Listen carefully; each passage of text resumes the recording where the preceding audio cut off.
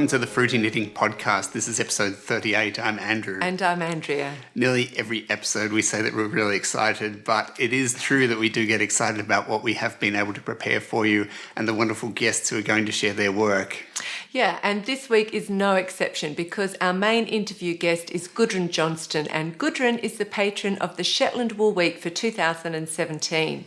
So I think Gudrun does fantastic designs and you're going to really enjoy her personality. She's really lovely. But apart from talking and sharing her own story and influences, she's also going to talk very briefly about her creative life together with her husband, who is an award-winning novelist. And we're going to Amsterdam to meet Natasja, who is our guest on Knitters of the World, and new releases will be featuring with a great new Brioche shawl. Yep. Andrew is going to introduce us to Two End knitting or twined knitting, and I'm going to be having a quick chat with Madeleine, our daughter, about socks. Yeah. But first we're going to get into Bring and Brag, and I think you're featuring Andrea. Yes, with me. So as you can see, I'm wearing a finished object. This is my daffodil by Marie Wallen, and it's from her book, Springtime. I started this project earlier this year, and then I had pains in my arms and I had to take a long break from knitting. So I couldn't do any work on this project till recently. So I finally finished it, sewn it up, and I'm wearing it. I'm really happy with this design.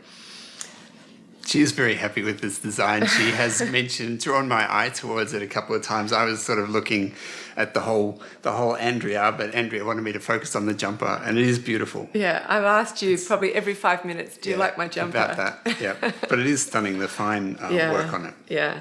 So I've used a yarn by the Little Grey Sheep. It's called Hampshire 4-ply, British Hampshire 4-ply. And earlier this year when we were at the Edinburgh Yarn Festival, I met Marie Wallen in person.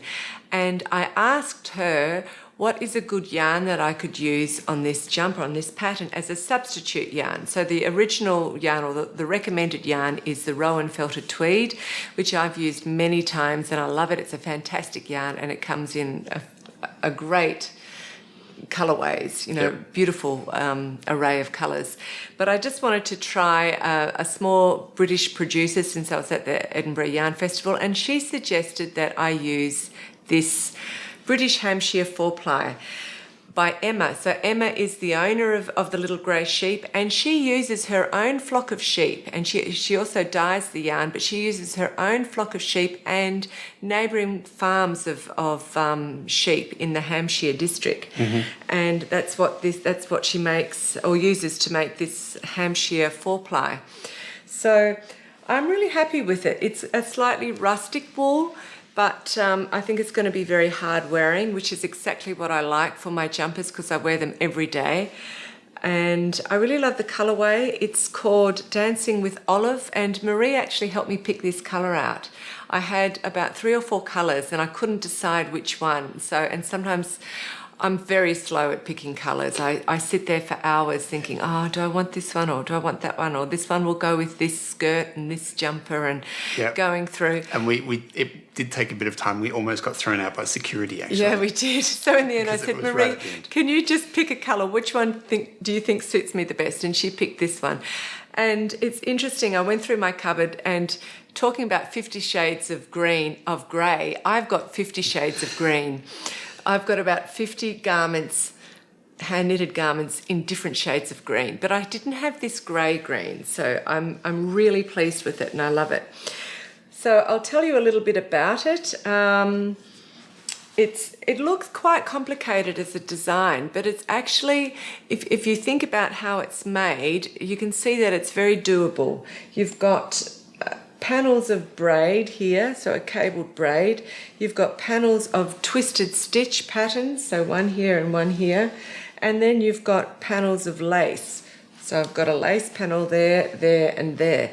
So if you think about dividing your knitting up into just doing those small things, you can actually get your head around it and it's not so complicated. But when you first of all look at a pattern that's got intricate designs, you can think, oh my goodness, that must be really hard. Yeah. But that's how you just need to think. You think, okay, that's just a simple braid. That's a repeated lace pattern, which I'm actually going to do 3 times, and then I've got 2 patterns of twisted stitch. But I think it's so elegant. Yep. Yeah. It's another beautiful jumper. I love the colour too. Yeah. It's a really sort of soft colour. Yeah. Beautiful green, and the design is great. And so it's a drop shoulder, but unlike the 80s drop shoulder, which was typically knitted up as a box, straight up and then decreased straight across the shoulders, there is decreasing on the top of this shoulder. And so that just keeps it sort of body hugging a bit more. And of course the arms are fitted and narrow. So I'm so happy with it. Yep. It's very great. smart. Yeah, and I love the way the neckline is also just a wide crew neckline. Yeah. Mm-hmm. And because it's green, it goes with a lot of my wardrobe. So right now we're going to go back in time. Earlier today, Madeleine and Andrew sat on the couch and had a chat about socks. Yeah, it's a little father-daughter chat. Yeah, and then Madeleine had to rush off to go to work. Yeah. So Madeleine is joining us on the couch today very quickly before she races off to work. Madeleine, what are we talking about today? We're talking about socks. Oh, we're having the socks talk. Having the socks talk. Yeah. When I go to Australia, I want to bring my relatives some presents, including my grandma, who I call Oma, which is the German name for grandma. And yeah, Oma is mum's mum, and she's an experienced knitter, but according to mum, she has never knitted socks before. And so I have never knitted socks before either, and so that would be great because I have a new challenge and Oma has something home knitted that she would never knit herself. So the yarn that I'm using is a sock yarn by Blacker Yarns. It is called Barapa, is what the colourway is the colourway, yeah. That's the colourway. And it's a 4-ply mohair blend, which is awesome because mohair is really strong, like nylon, but it also is really warm. Yeah, and so my particular colourway is a mixture of mohair and Hebridean sheep. And Hebridean sheep has this really lovely dark chocolate colour. And so when you dye it, or when they dyed this yarn, the mohair is much lighter than the Hebridean, so it took on the colour much more It's a bit strongly. more bright, isn't it? It's a bit brighter. And so it results in a great heathered effect again, which I like because it's more lively. I think it's a beautiful yarn. It's a lovely colour in itself, and I like the heathered effect too.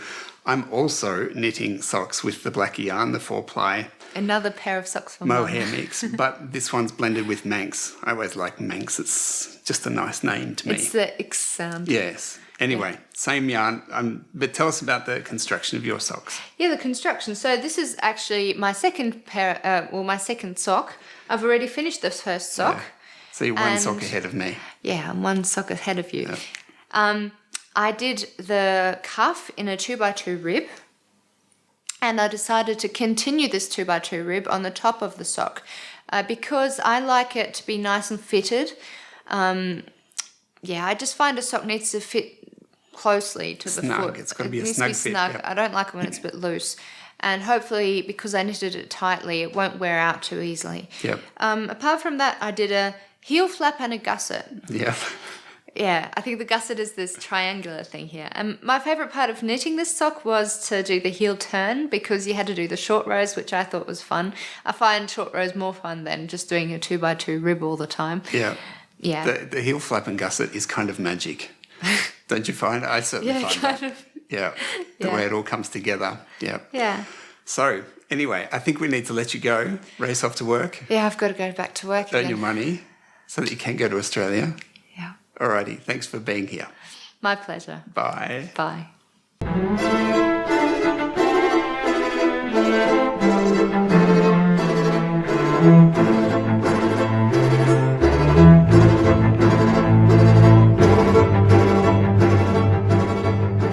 Hi there, I'm Natasja Hornby. I'm a knitter from Amsterdam.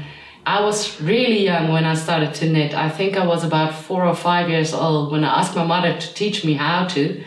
And I think I knitted my first sweater when I was about 7 or 8 years old. I remember being in a school photo with that sweater on because I just felt like a superhero when I wore it. So I knitted all through elementary school and a little through high school, but I discovered sewing, so that took over the knitting. And when I was 17, I moved to Amsterdam for my education to become a fashion design and textiles teacher. And after I graduated, I was teaching it for about 10 years, and I did teach my students the basics of knitting, but I didn't knit any myself. Then I made a career switch. I got my master's degree in forensic youth psychology, and I started working at the Juvenile Justice Institution.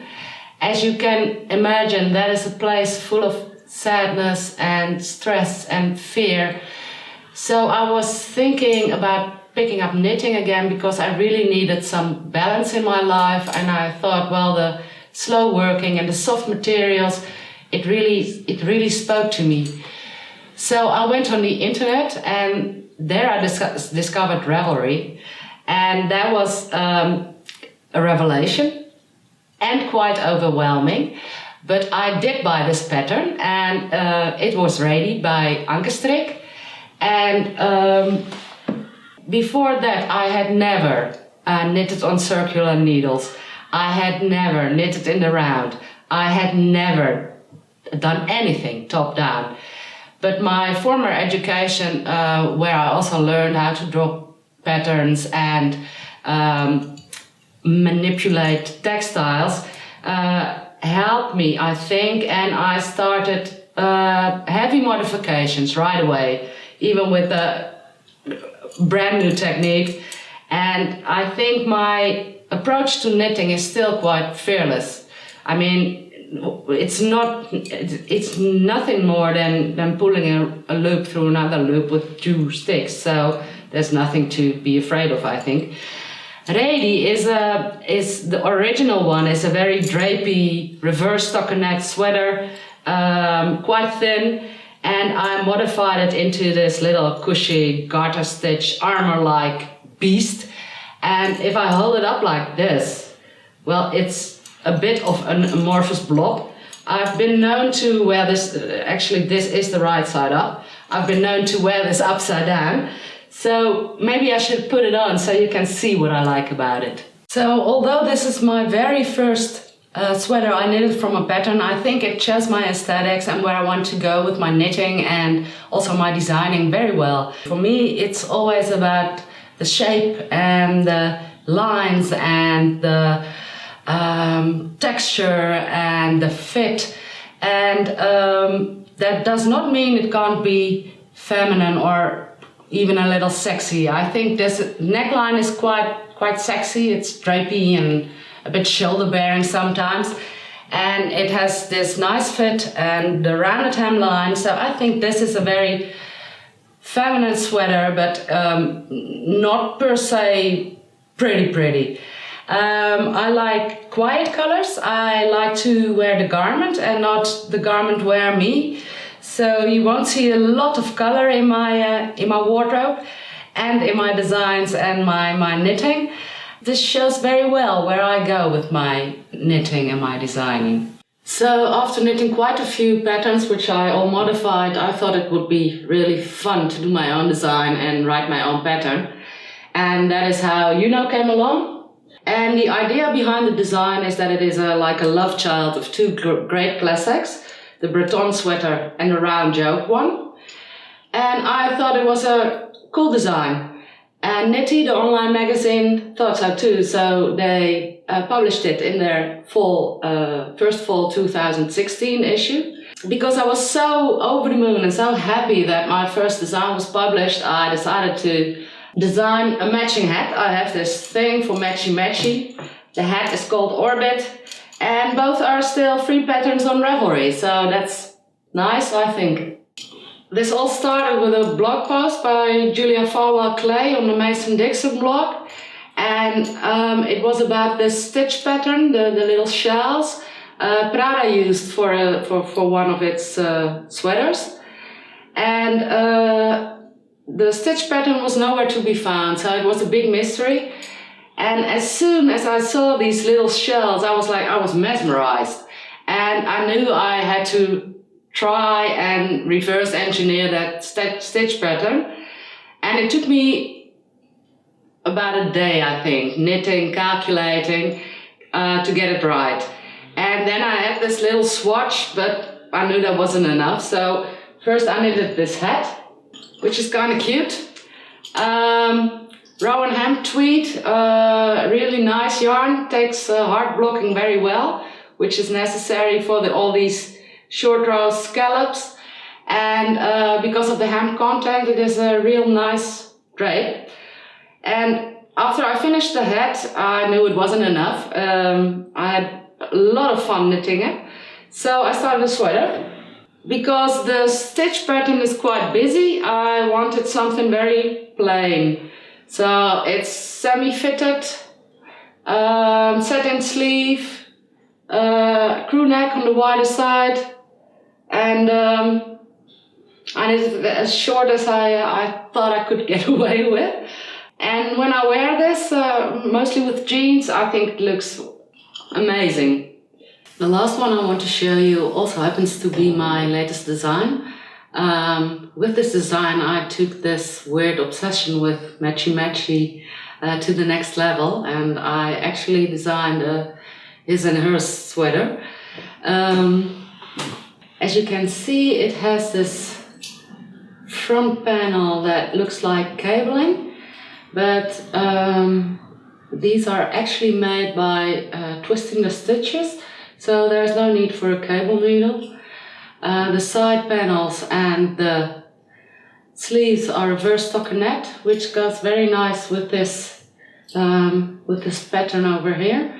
And my favorite part of the sweater is this curved line over here, which is made by knitting a column of stitches through the back loop and shaping over here. And I think this looks as nice and flattering and slimming and shoulder broadening on a man as on a woman. But perhaps we should show you. As you can see, they're a lot alike, but proportions for the man's sweater are totally different. The yoke is a bit deeper, the ribbing is wider, as well on the hem as on the sleeves. And compared to the rest of it, the neckline isn't as big. So, same, but different, all the same. Thank you very much. Thank you. So, I guess that was it. Andrew and Andreas, thank you so much for having me. And I really enjoyed this, and I hope it came across how much joy and inspiration I find in the knitting, and also what a big creative outlet it is for me. Not only in the way I make things, but also in the way I dress, perhaps. Normally when it's a beautiful weekend day like this, we go outside, we have some coffee on the terrace, maybe knit a bit. Well, I do at least. So, let's go!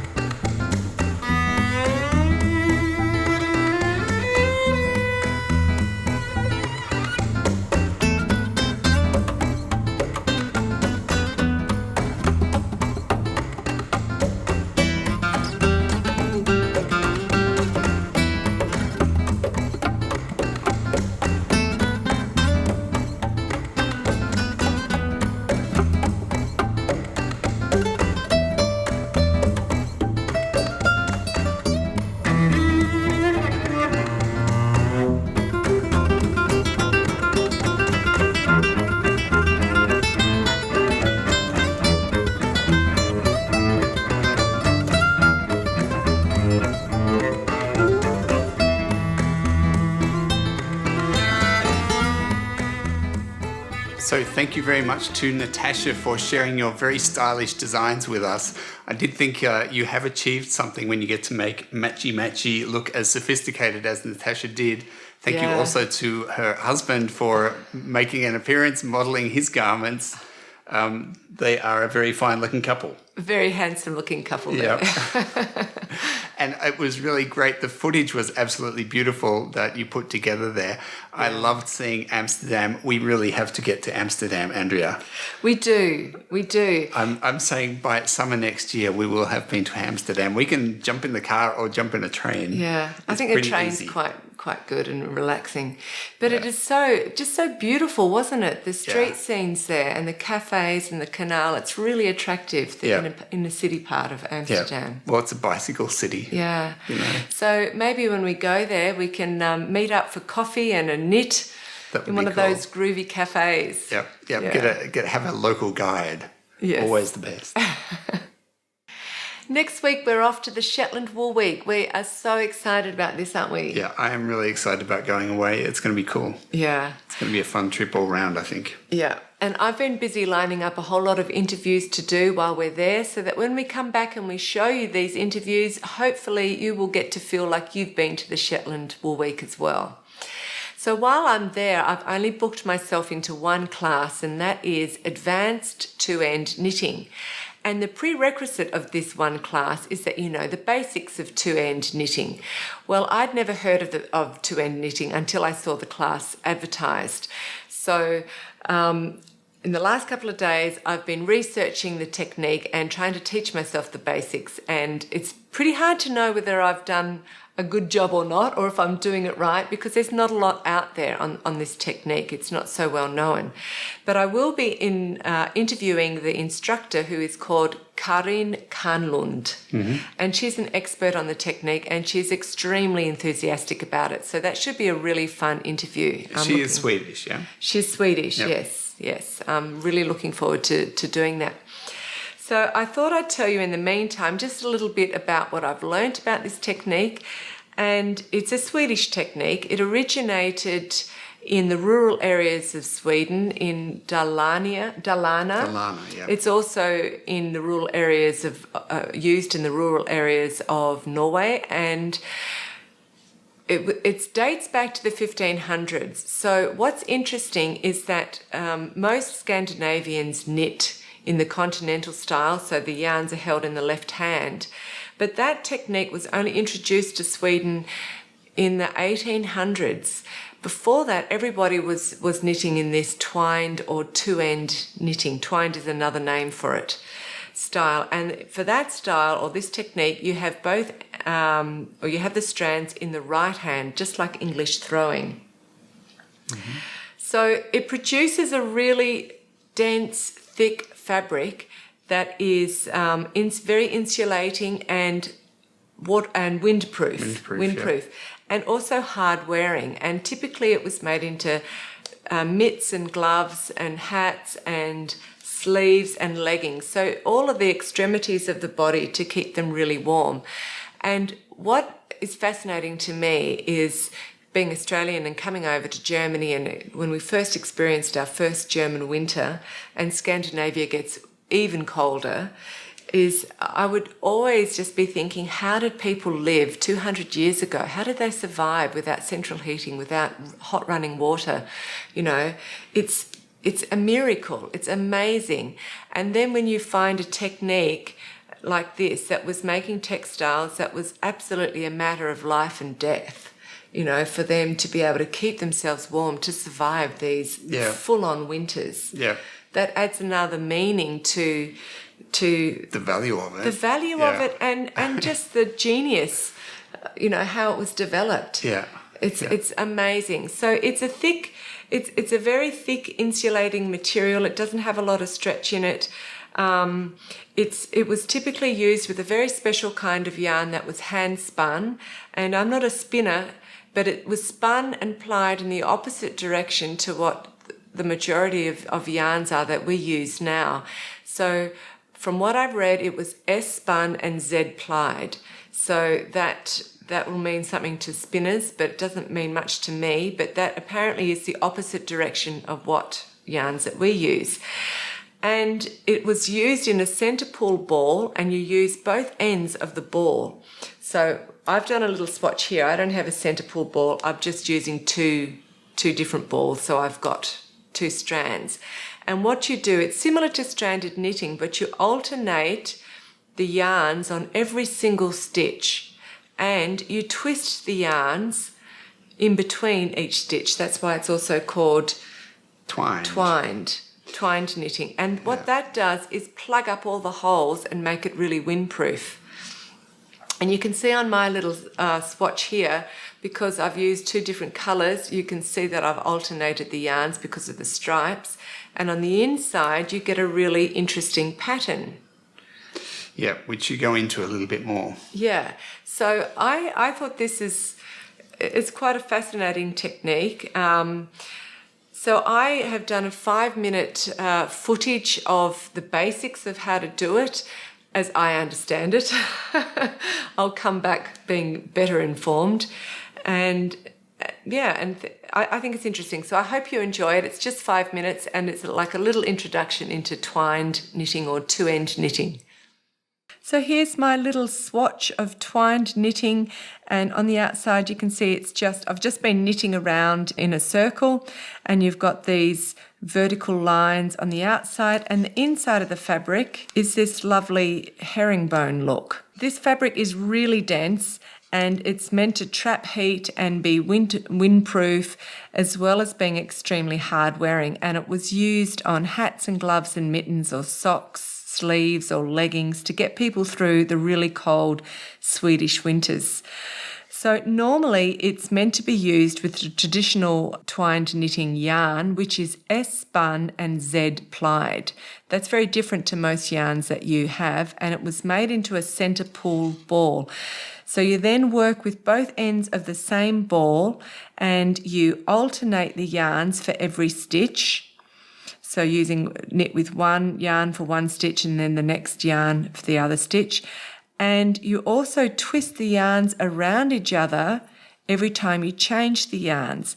And this twisting and alternating means that all the strands cover all the openings in the fabric. And that's what makes it extra windproof or give it this double thickness. I don't have the proper yarn. I'm just using 2 leftover balls of yarn in different colours so that you can better see the stitch pattern that's created. I'm still learning this, and what I've discovered is if you're twisting them, and I think you're meant to be twisting them anti-clockwise every time you change yarn, eventually you're going to have a really big twisted mess all the way down to the balls, and that's kind of annoying. And I think if you are using the proper yarn, there are techniques to eliminate this problem. But for now, I thought what I would do is I would do one round twisting the yarns anti-clockwise, and then my second round twisting the yarns clockwise. So every second row or round, I should be back to having my yarns untwisted and nice. Apparently this Swedish technique of knitting, twined knitting, is done with the yarns in the right hand. And it's meant to be pretty slow in comparison to normal knitting because you have to twist the yarns all the time. But what I figured I'd do is I'd hold the yarns like this. So I'm securing it around my little finger, and then I keep one of my fingers or both of my fingers in between the two yarns to separate them, so it's easier to separate and twist. So I'm going to start off twisting anti-clockwise. So I'm using the gold yarn first, and then I put my needle in again because that holds it, and then I simply just turn my fingers around like that, and I knit the second stitch, twist it around,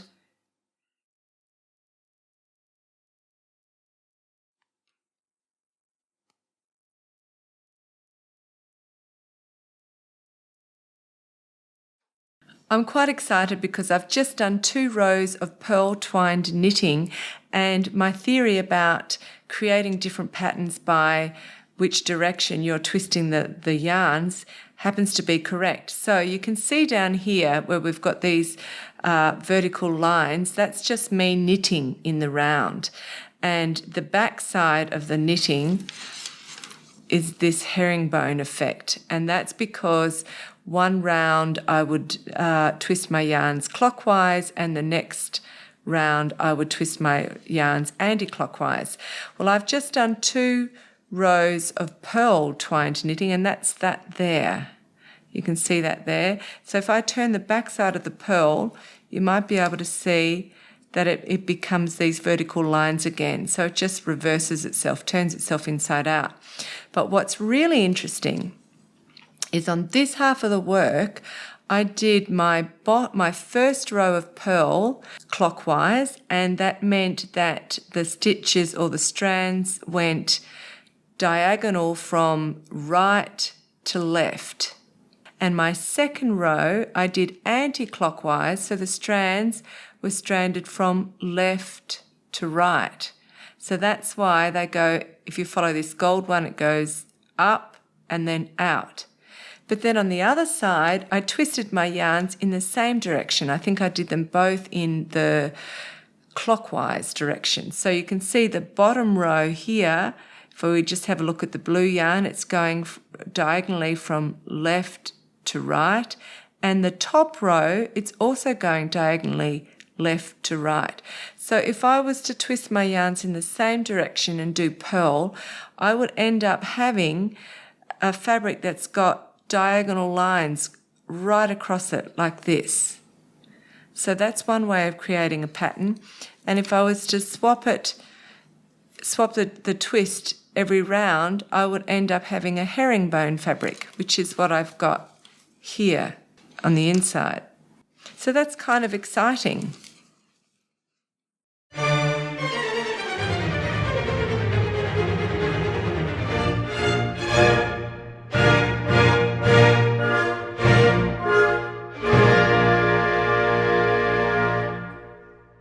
I'm Lesley Robinson from Knit Graffiti Designs, and today I'm going to show you my Dandelion Fields shawl, which is a delicate lace shawl featuring the 2-color brioche stitch. This was actually a collaboration with yarn dyer Peepaloo Fields, who was a new dyer to me, and she actually approached me with an idea to create a 2-color brioche lace shawl showcasing dandelions. So of course I was very excited and jumped on board immediately.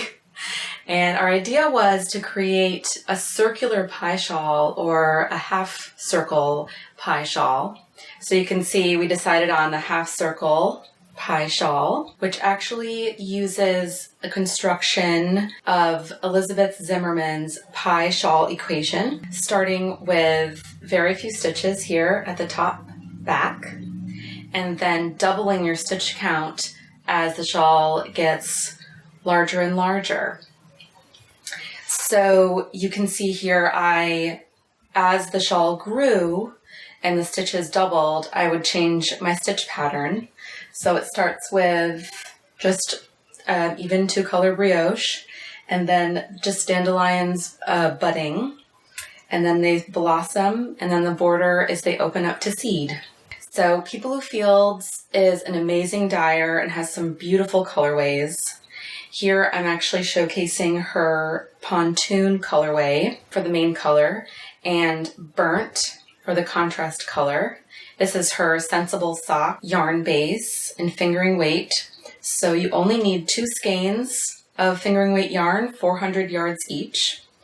And I actually used size 5 needles, which is fairly large for brioche, but I really wanted the stitches to open up and bloom nicely.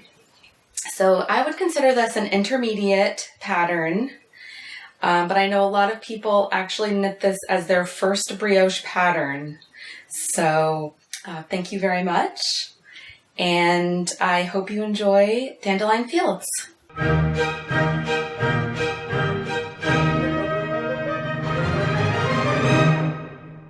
Lesley's brioche shawl is a great option if you're considering joining our fruity brioche cowl, which we really recommend. I love the result, and I love the idea of the dandelions growing from the center of the shawl out to the outside. It is important to note, if you're a beginning brioche knitter, you only need a few basic stitches to get through this shawl. There's the brioche knit and purl, which are easy. I can even do them, and the brioche increase and decrease. So it's easy to learn, a great project to consider if you're... And I thought you did such a great creative use of those stitches. Yeah, I think it's lovely. I like the way it's in it grows out to the circle. It all sort of fits. Yeah. Lesley has organised a discount for our patrons. If you're a patron, you can go across to Patreon and you'll find all the details that you need to get a 10% discount on both the pattern and on the featured shawl. That's Peepaloo Fields. So for any patrons, go to either the Patreon or you can find the link on the show notes for this episode at fruityknitting.com. You said featured shawl. I think you meant featured yarn. Yeah. So 10% on the pattern and 10% on the yarn. Yep. Yeah. Talking about brioche, this is Andrew's project, which I hijacked, and I haven't done too much on it because I've been working on my jumper, but it's getting there and I'm really liking it. It's a combination of brioche and double knitting. Yes. So I will get around to teaching Andrew how to do double knitting so you can take over. But I like the fact that you're knitting me another pair of socks. Yeah, I'm sure you do like the fact that I'm knitting you another pair of socks, but I was knitting you a scarf. Thus, I might just go onto the internet, onto the World Wide Web and look up double knitting myself. Yes, you could some do people that. have mentioned there are people who can teach you to do double knitting. Yes, sockmatician. Yep, Nathan. He's the good one. We've met Nathan. Thank you to all of our patrons for your ongoing financial support. We really appreciate it. The show takes a huge amount of time to produce. It's my full-time work, and we can really only continue with the financial support of patrons. So we do ask you that if you find our show valuable, if you really enjoy watching it, to please become a patron. Thank you. We're up to our interview with Gudrun Johnston now. During the prelude to the interview, you're going to see some of Gudrun's most classical and well-known designs. I think they're very beautiful. She designs for men, women and children. She designs garments and accessories. And then at the end of the interview, you're going to see some really beautiful designs of garments that date back to the 70s. And they are garments that her mother designed, and that will be serving as inspiration for a collection that Gudrun is going to be working on. Yep. Gudrun is going to tell us about her role as patron of the Shetland Wool Week. We're also going to hear a little bit about her husband, who is an award-winning novelist for fantasy and historical novels. We will be back with our next episode in 3 weeks' time. We're a little later because of Shetland Wool Week.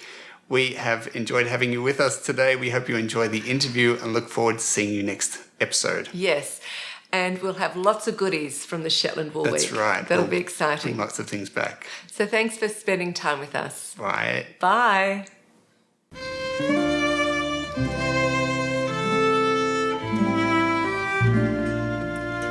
What of the promise to bring his lady a silken gown and a tartan lady, a ring of gold that would show his portrait?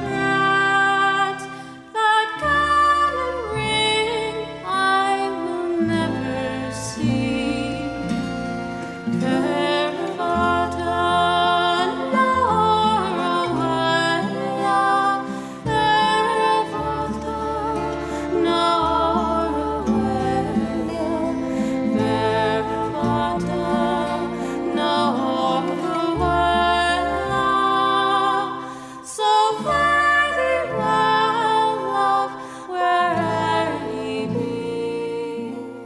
Welcome to the Fruity Knitting Podcast.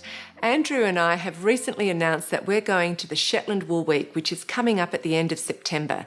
So I am so thrilled to have this year's patron of the Shetland Wool Week on the podcast for an interview. Gudrun Johnston was born in Shetland. Her mother, Patricia Johnston, was a very influential knitwear designer in Shetland in the 70s. And although Gudrun is based in the US, her beautiful designs very much reflect her Shetland heritage. Gudrun has published 2 gorgeous collections of knitwear in her Shetland Trader series. She has also been published in several prominent magazines, and most recently, Brooklyn Tweed have announced that she will be part of their design team. So apart from designing amazing knitwear, Gudrun also has a strong connection to the knitting community as a well-respected teacher and through her fibre-related tours of the Shetland Islands that she organises. So Gudrun, it's really exciting to have you here with us today. Thank you so much for your time. Thank you so much for having me. So Gudrun, I'd like to start off with your connection to Shetland. You have a very strong connection. You were born there, and your mother, Patricia Johnston, had a very influential role in the early Shetland cottage knitting industry in the 70s. So could you tell us a little bit of background information on your mother, on the original Shetland Trader series, and what kind of influence that's had on you as a designer? Yeah, so as you mentioned, I was born in Shetland in 1974. My parents moved there in the mid-60s, so it's really on my father's side of the family that the Shetland connections are. So my great-grandparents were Shetlanders, and my parents chose to move there because my grandparents had retired there, and they arrived there in the mid-60s. And it was really probably about 10 years after that my mother began her Shetland Trader business. And that really came about as a result of her becoming familiar with the more traditional, older Fair Isle motifs. And I think she had visited the museum and seen some pieces in the archives and really kind of fallen in love with those. So she saw old sweaters that used the smaller motifs and all the natural Shetland colours. And at that time in the 70s, the vogue really was for the more Scandinavian style yoke sweaters. And they could often be, much larger motifs and quite often garish colours. That wasn't really her thing. So she really began by having local knitters make up sweaters actually for myself and my siblings to wear, and she would pick the colors and the motifs and they would be knit up, and then friends of hers saw these and also fell in love with them and asked if they could have them too, and that really was the starting point for her business, and it grew very quickly. She had an actual physical shop in Lerwick as well, so she had a lot of stock in there. And everything was made to order, so people would choose, their size and their colours, and everything would be made up that way. So no patterns were ever actually written for these garments. And then the business, she ended up selling it to somebody else who had it just for a couple of years, and my parents then left Shetland. So I was really only there until about the age of 5, and mostly grew up in mainland Scotland. And then when I began designing, which was probably about 13 years ago, I had my first pattern published on Nitty.com. And it was a skirt that had this sort of lace pattern in it, and I made it for my daughter actually, and she modelled it. And when Nitty accepted that and said it was going to be in that particular issue, they suggested that I get a blog together because people would come looking for me and they'd want to see more of what I was working on. And so it immediately came to mind that I should call my blog The Shetland Trader. So that was really the start of me taking over that business name. And to begin with, when I was first, doing some of my first designs after that Nitty publication came out, it felt natural for me to look back to my Shetland roots. So one of the first things that I was drawn to was actually the traditional lace patterns. So initially I explored that. And then it's really been in more recent years that I've looked more towards the Fair Isle side of things. And I, still consider myself a relative newcomer to that. And there's obviously still so much more for me to explore. And it became a natural niche really for me in the knitting world. And I'm really glad to have that connection. There's a lot in the Shetland lace in itself just to explore. And so you can understand that you could just spend a lifetime in that, let alone getting into the feral aspect. And I have heard that a lot of the Shetland knitters, they either do lace or they do feral as a dominant. That's true. That's definitely true. But at the same time, even though they say that, they're still usually very, very skilled at the other thing. They're very modest, Shetland knitters. Yes, they are. So now you're the patron of the Shetland Wool Week, and so congratulations on that. Thank you. So talk a little bit about that. What does it feel like, or what does it mean to you to be the patron? And tell us really briefly, what does the role involve? And then tell us, what would a visitor to the Shetland Wool Week expect to experience? Well, first of all, of course, I'm incredibly honoured to be the patron. It feels like a stamp of recognition from the Shetland knitting community, and I'm very pleased to be asked. Basically, what's involved is that I will be talking at the opening ceremony, which is the first Sunday of the Shetland Wool Week. That will be a very brief speech. And then I give a lecture on the Monday evening, and that lecture is titled The Shetland Trader Then and Now. So I will be talking obviously about my mother's work and what I'm doing with the Shetland Trader now. I'll also be teaching. The other main thing that I was asked to do was obviously to design the hat. So I have that here, the Booster Beanie, and I was a little bit unsure initially what I should include in this hat. But as I mentioned before, I'm not a very accomplished feral knitter, and I don't have a lot of experience in the very traditional feral knitting. So, and I know a lot of people who are very intimidated by two-colour knitting. So I thought it would be good to keep it very simple and make it accessible for all knitters. So basically, that was my starting point. I just went with a few colours. So there's just one main colour and two contrast colours. And again, I think that's another big intimidating aspect of feral is picking colours, because you may pick a palette that you like and think looks great, but then you start knitting the pattern and it doesn't show up and you have to start all over again. So I just wanted to eliminate a lot of those choices, but yet give people the chance to just practice, the stranded aspect. And I feel like it's worked out really well.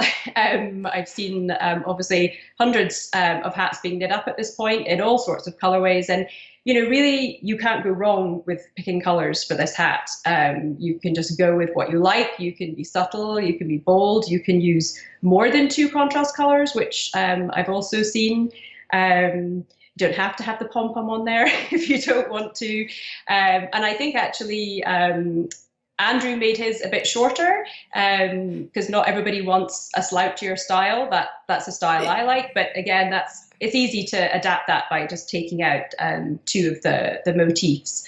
And I think you've done a brilliant job of exactly what you've said, making it a pattern that's really accessible to a lot of different knitters as a beginning feral project. Thank you.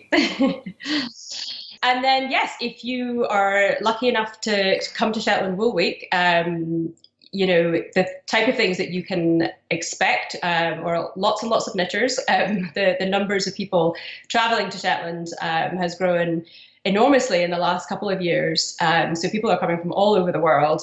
And that's pretty fun to see everybody. The main hub is Lerwick, so that's where most people are staying and where most of the events are happening. Lots and lots of classes with local designers, but also with visiting instructors. Open studios, so you can wander in and see the process. And there are talks in the evenings that are usually held at the museum.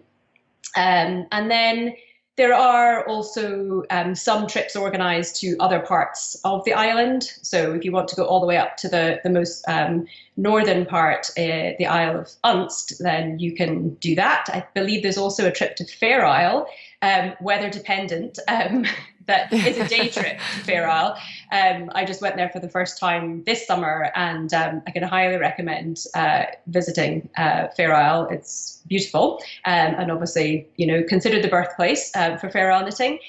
And I would recommend, if you're comfortable driving, that you hire a car, because there are so many places to get out and explore, and that's most easily done if you can hire a vehicle. It's such a mecca for knitters, isn't it? It's incredible. It's a small place, but it's so thoroughly full of wool and sheep and knitting and weaving and spinning. It's incredible. Exactly. All the different fibre activities are strong there. So as you mentioned, weaving and spinning and dyeing, it's all happening there. And yes, sheep everywhere. For the last couple of years, you've been organising together with Mary Jane Mugglestone tours around the Shetland Islands for small groups of knitters. That sounds heavenly. So just tell us a little bit about that. We just completed our 10th trip. So we've been doing it for the past 4 years, and we've generally had 2 to 3 trips a year. And yeah, it is a fun-packed week-long adventure. Very fibre focused, obviously, but we also like to, include walks, and that is something that we have made a focus of some of our trips. So we've described it as a walking and knitting trip. That's a great way just to, again, get out and really see some of the most scenic spots in Shetland. We stay on the west side of Shetland in a small guest house called Barrow House. It's owned by a Belgian guy, and he's the most amazing chef as well. So we have incredible meals every night. Oh, wow. Yeah. I came back from the 3 trips that we did this summer, a couple of extra pounds there, probably. It's hard to say. You didn't walk them off. Well, I'm doing that now. Basically, we visit, obviously, all the main yarn attractions, Jameson and Smith, Iredale Farm. We give the group classes with local designers, and sometimes we have those designers come out and visit us at Barrow House and just show their work to the group. And so generally speaking, we take about 12 or 13 people. And a lot of those people are solo travelers, and they come and they form lifelong friendships with other people in the group. It's a genuine pleasure for both Mary Jane and I to share Shetland with everybody and see like how much people fall in love with the place. Sounds just my thing. It's pretty perfect. Okay, so let's move on now, because I'd like to talk about your designing process and your design aesthetic. So like I said in the introduction, it's just recently been announced that you're now part of the Brooklyn Tweed design team. Congratulations, that's fantastic. Thank you. Maybe you can start by describing what your design aesthetic is, what you think your strengths are as a designer, and what will you be aiming to bring to the table for the Brooklyn Tweed design team? I would say that, my design aesthetic is definitely looking towards the traditional, but bringing a modern element twist to it, if you like. I definitely favor seamless construction for the most part. I really like seeing how the pieces come together in a garment when you're using a seamless construction. It feels very organic to me. That's not to say that, there aren't times when seams are necessary, and I will use them here and there, but my preference is definitely for seamless construction. And as I mentioned earlier, I'm always looking to my Shetland roots, be it the Fair Isle or the lace, and again, the seamless aspect. So, I definitely enjoy working on circular yokes and those kind of garment constructions. Can I just ask you quickly here, Yeah. The Shetland tradition, they are very seamless. Is it typically bottom up or top down in the traditional way of doing a Shetland garment? I believe it's mostly bottom up. And yes, you're right. They tend to do everything in tubes. So they'll use steeks if they're knitting Fair Isle in the round, and then cut that. And obviously they're seaming in sleeves a lot of the time. If it's not a yoked sweater, if it's more of a set-in sleeve or something like that, then they will be seaming those parts together. But yeah, most Shetlanders will tell you that they hate to purl. So they'll do anything to avoid purling. And that's even true in the lace tradition too, because most of the lace patterns are done on a garter stitch background. So there is very little purling done there. Although, interestingly enough, when Mary Jane and I went to Fair Isle, we spoke to the sort of curator of the museum. There's a lovely small museum on Fair Isle there.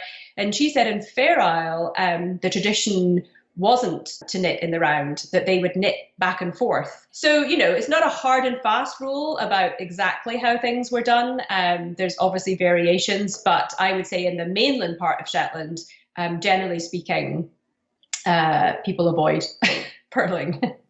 Obviously, in terms of, now being part of this design team with Brooklyn Tweed, that I feel that I fulfill a niche that's a little bit unique. Everybody on this design team definitely has their own aesthetic, and that works really well, because then obviously when a collection is put together, there's something for everybody's taste. Yeah. And I don't tend to do really unusual constructions or cables, for instance, whereas Nora does lots of that, and Veronique, and so we all have a different part to play.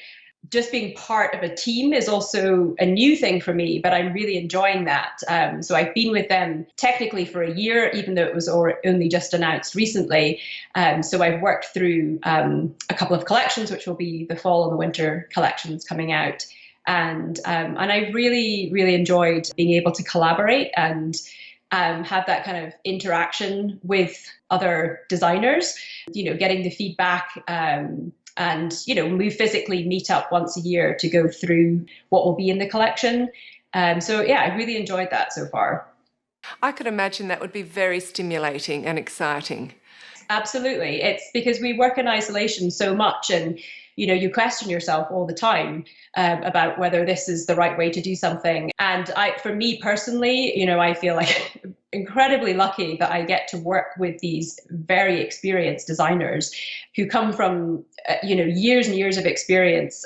So in a way, it's like I feel a little bit like an apprentice there, because, they helped me so much, whether it was with actual, knitting aspects or, construction aspects, but also just like software aspects. I'm not a super techie person. I can follow instructions really well. So if there are instructions there, I'm good to go. But that doesn't come, easily for me. And so some of the software that we use was new to me, and that was a steep learning curve. But everybody was there to help me out, so that was great. Okay, so I'd like to digress just a little bit and mention your husband, who is the historical and fantasy novelist David Anthony Durham. Am I saying Durham correctly? Yes. Okay, so you both have creative careers and you're both working from home.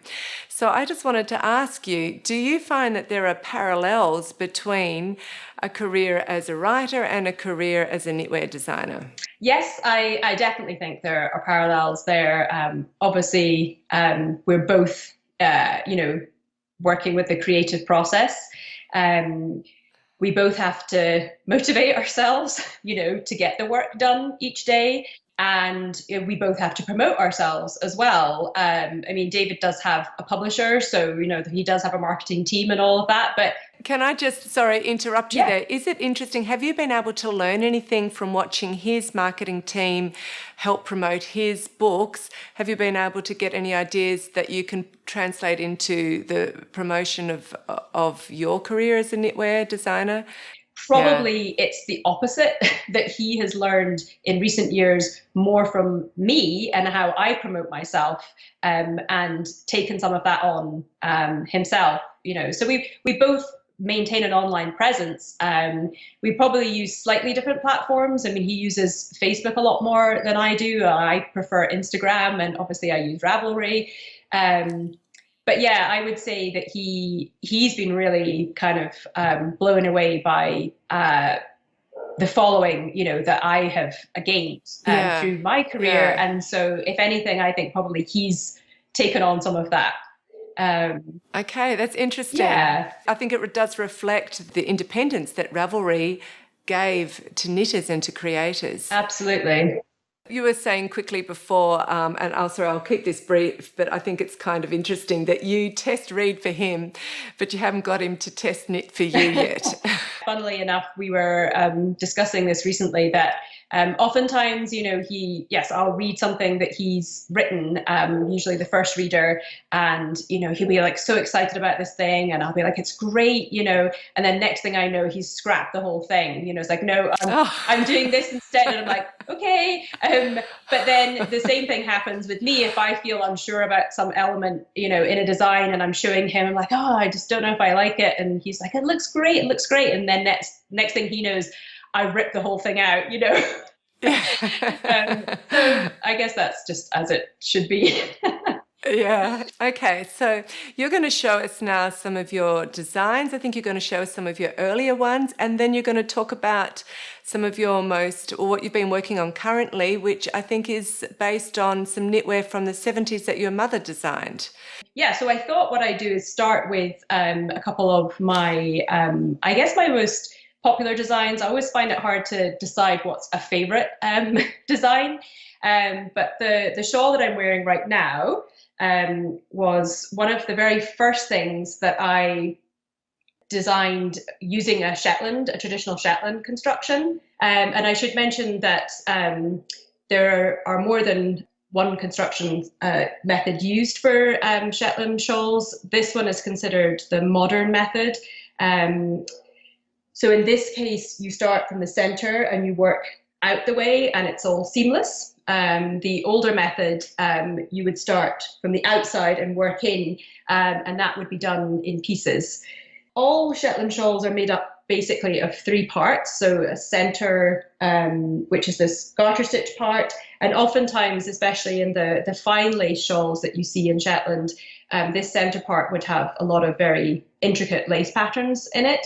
And then you have the border section, which again is lace, and then you finish with the edging. So when I was designing this shawl, I wanted to keep the center very plain, and that's partly because of the way I wear shawls, and it was the style at the time, and still is, to sort of wrap the shawl around your neck, kind of like a neckerchief or something. And I found that a very comfortable way to wear a shawl. So I felt that if I put a lot of lace in this part, you wouldn't really see it anyway. So I just kept that garter stitch. And with this construction, you start with 1 stitch down here, and then you're making yarn over loops to increase the triangle shape. And it still remains like one of my favorite parts of knitting a Shetland shawl. There are different ways of creating this center part, but I really like this. So you get these little yarn over loops popping out the side of your garter stitch triangle, and then you pick up those loops to work the border section out from there.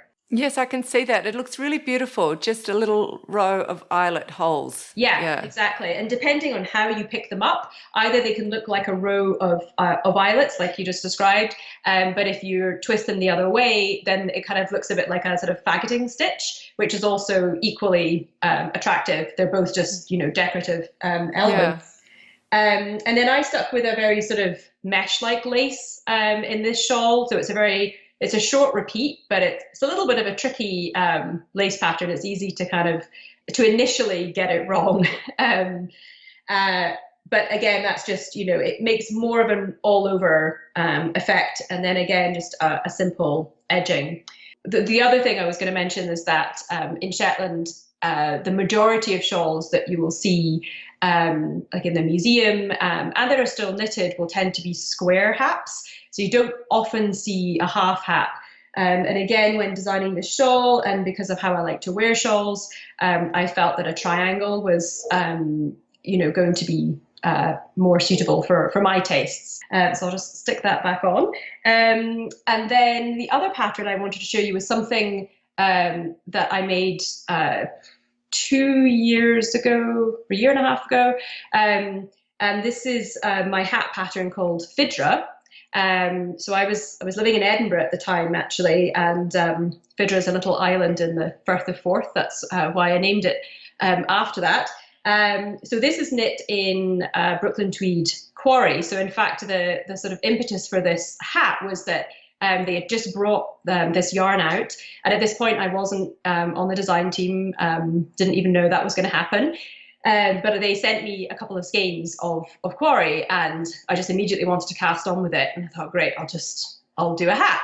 You can see the lines with the yarn over holes and the sort of diagonal lines going across, and the garter stitch mixed in there. Yes. So I had used sort of variations on that on a couple of garment designs of mine, and I was still, keen on it and wanting to explore more. So I wanted to use something like that in this hat. It was one of those design sort of processes where it mostly all happened very organically and quickly. Like I kind of cast on, I just got going, and it mostly worked out. And I finished the hat, and then I actually had a friend photograph it for me, Jenny Reid, who lives in Scotland, and she took photos of me in the hat in Edinburgh. And then I was looking at the photos, and I really didn't like them. And I was like, there's something not right with this hat. There's something about the top of the hat that I just wasn't working for me. So then I ripped it out and redid the top. And by that point, I had been so excited about it for a while. And then I was just like, oh, I don't even know if I'm going to publish this, because I was going to have to take photographs again. And I almost didn't put it up, which is kind of crazy to think about now, because again, this has been an incredibly popular pattern. So I'm really glad that I did. Yes. And I'm sure a huge part of that is that it's a hat and it knits up quickly. But this was definitely a very satisfying design too. So those are two of my designs. And then, yes, I would like to show you a couple of my mother's designs, as my next collection is going to be based on her work. So this is one of my mother's original Shetland trader sweaters from the 70s, as you can probably tell. I was fortunate enough to be given two of these sweaters by Wendy Inkster of Burra Bears in Shetland. She had come across them in a sale and kept them, and she has a lot of great vintage pieces. She doesn't make everything into her bears. And she was very kind and gave these sweaters to me. So as I mentioned, I'm planning a collection that would be based on some of my mother's designs. And I wanted to show this example because when I posted pictures of these sweaters, a lot of people responded like they would love to knit something like this. And was there a pattern? And no, there is not a pattern for this sweater. So people were really interested, even with all of those 70s elements. Like, look at these huge belts here, the turtleneck. And so there'd be plenty of people who would love to knit it as is, but I also know that there would be some people who might want to modify things a bit. So I will probably include, options for a straight sleeve, in this, and maybe not a turtleneck, but just like a crew neck. So I'd be making those kind of modifications to something like this. Another aspect that's really unusual with this particular garment is the combination of the Fair Isle with the lace pattern. You don't typically see that. So as you can see, my mum was really doing something, again, that spoke to the traditions with the colours and the smaller Piri patterns, but she was also, taking it forward as well. So this is what's called a new shell lace pattern. It's a simple lace pattern that you quite often see in scarves in Shetland. So that's one example of one of hers. That's totally stunning. I love it. I think it's very unique. I love the combination of the wave below and the Fair Isle across, and the colour combination. And then this is another sweater that was also gifted to me by one of my mother's friends who bought it from her during the Shetland Trader days. And again, I love this one because of the natural colours in it. And there's only, there's obviously one main colour running throughout the whole sweater. And then maybe only 4 or possibly even 3 contrast colours. So yeah, this one really appeals to me personally as something that I would wear. So I would definitely like to recreate this or something like it. With this collection, it'll be a mixture of patterns that I'm fairly directly, recreating of my mother's designs, and then I'll also be including some designs of mine that are inspired by her work, basically. And then she also she did a lot of kids stuff, which, as I said at the very beginning, that was actually kind of how she got into it, was having stuff made for us. So I have this, which is a little kid sweater, which is just really using color. At this time in the 70s, cloth kits was very popular, and so these were like sewing kits that you would be sent that you could make up yourself, and a lot of them had very sort of smock style shapes. So I think she was partly influenced by that as well. But this garment, for instance, it's probably 40-ish years old, and it's worn incredibly well and remained in amazing condition. So I would like to include a few kids things as well in this collection. I can see that your mum had a real talent with colours. So thank you so much for showing us your work and what's coming. That's really exciting. And for spending time with us on the podcast. It's been lovely to talk to you. And yeah, I wish you all the best of luck with your future designing with Brooklyn Tweed. And I'm looking forward to seeing you personally in Shetland. Yes, me too. I'm very much looking forward to meeting you very soon. Yes, very soon. Okay, so we'll say goodbye to the viewers now. Bye. Okay, thank you. Bye-bye. So fare thee well, love, where'er ye be. From passing boatmen might soon discover, if they had seen him, my only lover. They never answer, I'm always chided. 'Tis foolish here for to wait for thee. Fair Vata, nor Vela, fair Vata, nor Vela, fair Vata, nor Vela. So fare thee well, love, where'er ye be.